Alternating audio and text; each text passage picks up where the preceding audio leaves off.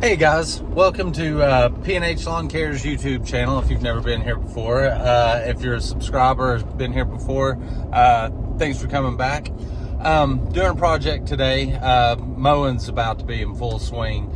Yesterday, of course, we had nothing but rain all day. Not before last, nothing but rain. So I'm able to get back out and get this project hopefully tied up that I started 2 weeks ago but couldn't finish because I couldn't get sod. Of course, I know it's the time of year where it's hard to get it. My distributor actually will only get it once a week, and if they don't have enough to do a full order, you get pushed out a week, which in this instance is what happened to me. I ordered it 2 weeks ago. They needed at least 20 sod orders to place the order. They didn't get them, but thankfully it came in. Today's Thursday. It came in yesterday, actually, so I went and picked it up yesterday. But anyway, I have two topics I'd like to discuss today. The first one being contracts, or as I chose to call it this year, a customer agreement. Do you use them? Do you like them? Or are you against them? Whatever. Now, personally, I've been in business as P&H Lawn Care since 2005, but I've been full-time in it since 2019. And all those years, I have never, ever done contracts. I felt like in the part of the country I live in East Tennessee, where people are still kind of old-fashioned, they thought I was afraid that if I approached them with a contract, that they would be offended. They wouldn't likely sign it. I may lose the customer, this sort of thing. Well, as many of y'all know, Tennessee is growing in population by leaps and bounds. We've got tons of people moving in here. So I've gotten a lot of new clients and a lot of new clients that aren't from here. But anyway, after last season, I've had it. I've just had it. I was like, I'm going to do it.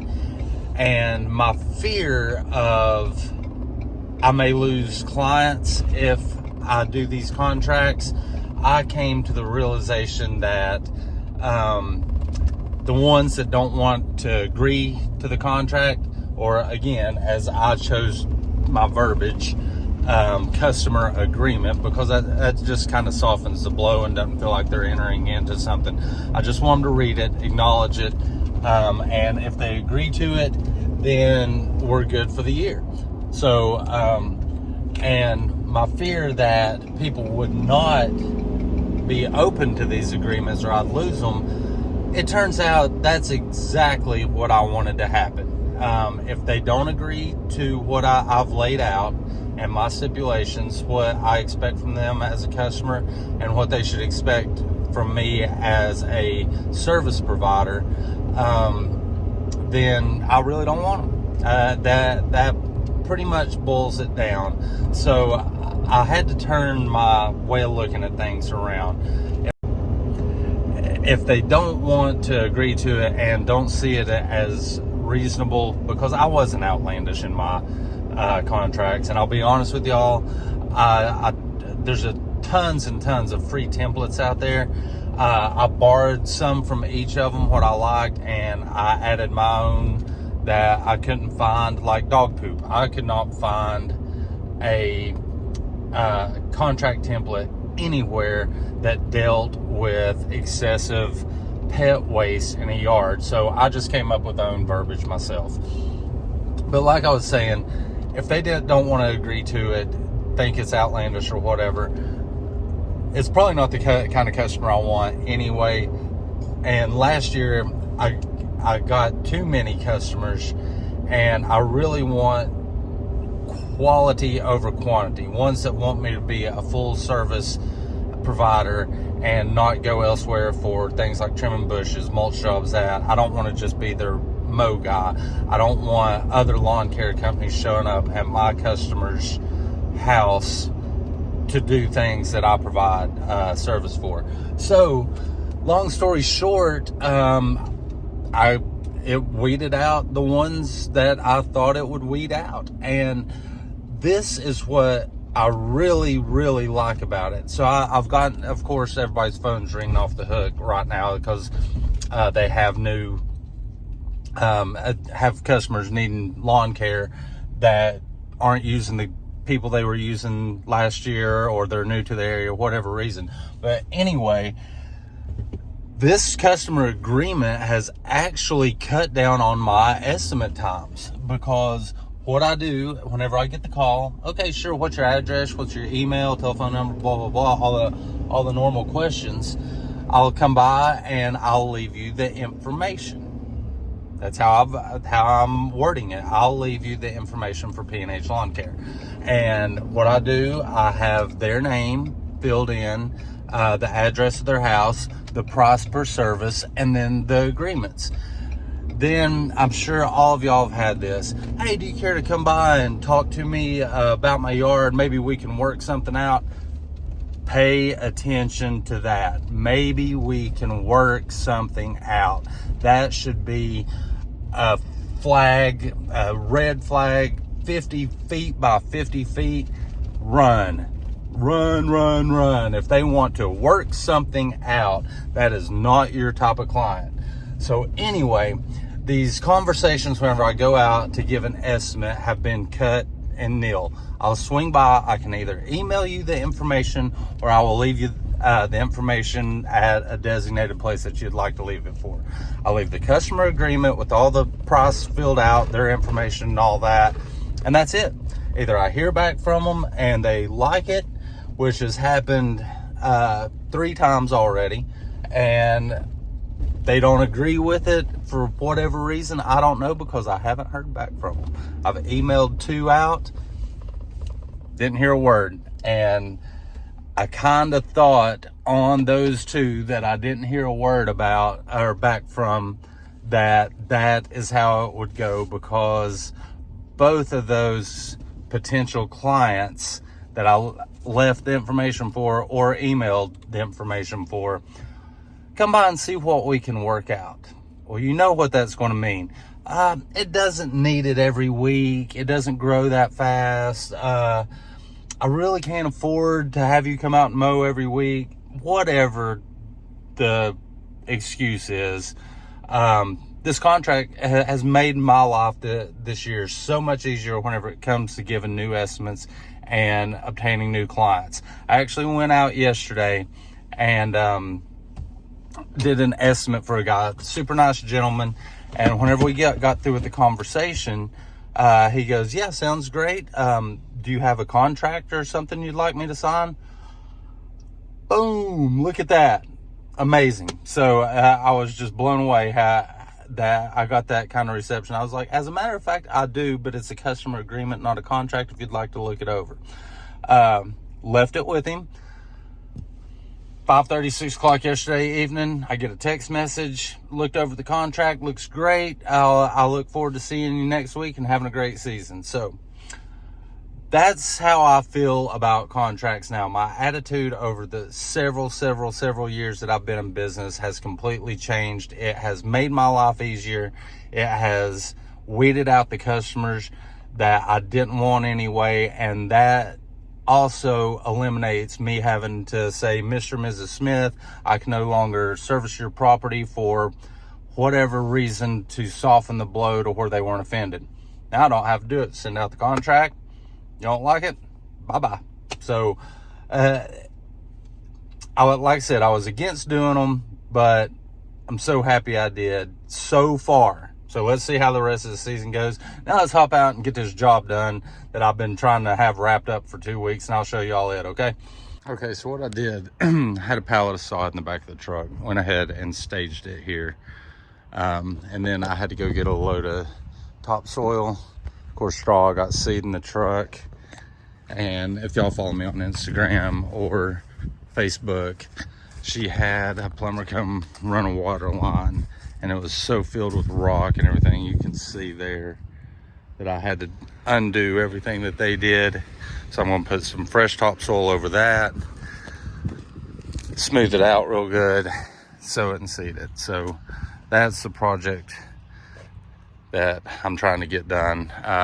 the 2-part project. I did some stump grinding before, but I pretty much got all this prepped and ready for the sod to go down. I just want to level it up a little bit, make it look a little prettier, and get to throwing that stuff out. So I just laid that there this morning, and it's been cloudy all day, so I seriously doubt it's had time to dry out. Plus we're supposed to get more rain this evening, and there's one of the stump grinding jobs I did. So I've got some back-breaking work to tend to, so I'm going to get at it.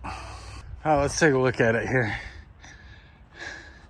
That right there is the edge from where the mulch bed was.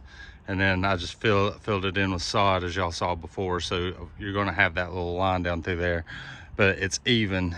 So I've been told you need to seed all the seams in the sod anyway. So I'm going to seed that, of course, to get that to blend back in.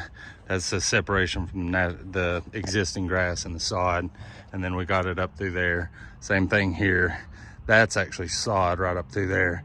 It's just along that edge. I don't know why it's discolored in the video, but that part right there that's darker, that's actually new sod. So of course going to seed all that. I've got all this raked out, so I'm just going to put the new topsoil down, spread it, get all the clods and stuff out of it, and seed it and straw it. Color me done. Okay, I'm breathing hard, but now got all that freaked down. Okay, sorry about that. So yeah, I got all the clods out of it. It's just ready for seed and straw now. And again, that was just fixing what the plumbers came in, ran a water line, just left it a mess with rock in it and everything else. So got that straightened up. All right, I'm so glad to have that job wrapped up, because you hate stretching one out. I had everything. I did the stump grinding, backfilled it, sowed, seeded it, had everything done. All I was really doing was waiting on the sod to come in, and I didn't want to finish that, go back over there and finish where the plumbers had screwed it up without going back and doing the sod too. So stretched it out 2 weeks, which I just hate, but some things can't be prevented, and that couldn't. The customer totally understood. I mean, it's awfully early in the season to expect people to have sod in stock, and I could have got it from Lowe's, but it was almost double the price from where I got it from local distributor. So anyway, that's that. Now the second thing I wanted to ask you guys about is, if you've dropped a customer or a customer has dropped you, either or, will you ever return to that customer?